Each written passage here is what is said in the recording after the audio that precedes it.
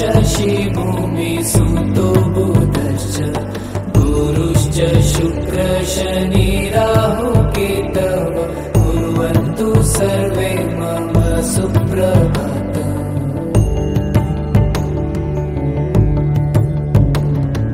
भृगुर्वशिष्ठ कृतरङ्गिराश्च मनुपुलस्य पुलहश्च गौतम रैभ्यो मरीचिश्च वनश्च दक्ष कुर्वन्तु सर्वे मम सुप्रभातम्।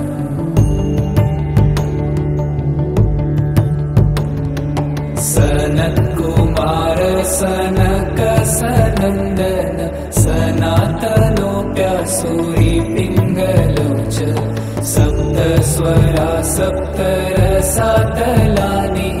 कुर्वन्तु सर्वे मम सुप्रभातम्।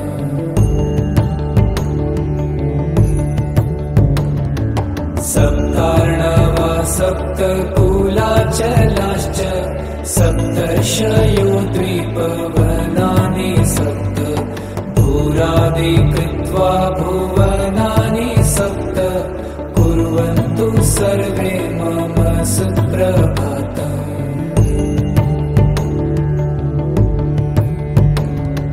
पृथ्वी सगन्धा सरसास्तथाप स्पर्शी च वायुज्वलितं च तेज नभ सशब्दं महता सहैव कुर्वन्तु सर्वे मम सुप्रभातम्।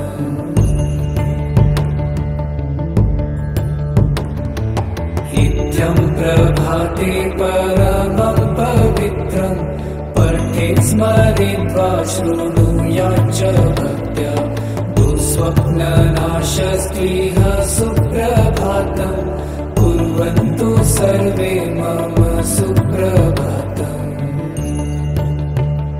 फणिपतिवेष्टितशोभितलिङ्गं दक्षसूयज्ञविनाशनलिङ्गं तत्प्रणमामि सदा शिवलिङ्गम्।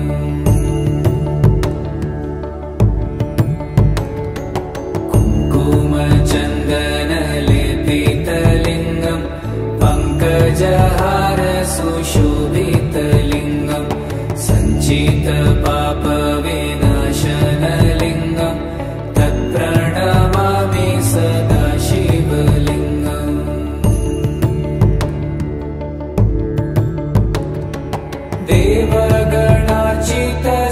देवगणार्चितसेवितलिङ्गं भावैर्भक्तिभिरेव च लिङ्गं दिनकरकोटिप्रभाकरलिङ्गं तत्प्रणमामि सदा शिवलिङ्गम्।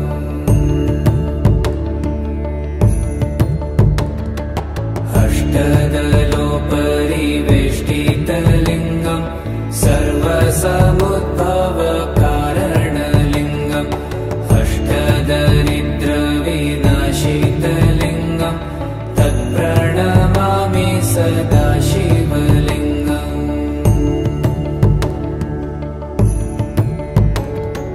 सुरगुरु सुरवरपूजितलिङ्गं सुरवनपुष्पसदार्चितलिङ्गं परात्परं परमात्मकलिङ्गं तत्प्रणमामि सदा शिवलिङ्गम्।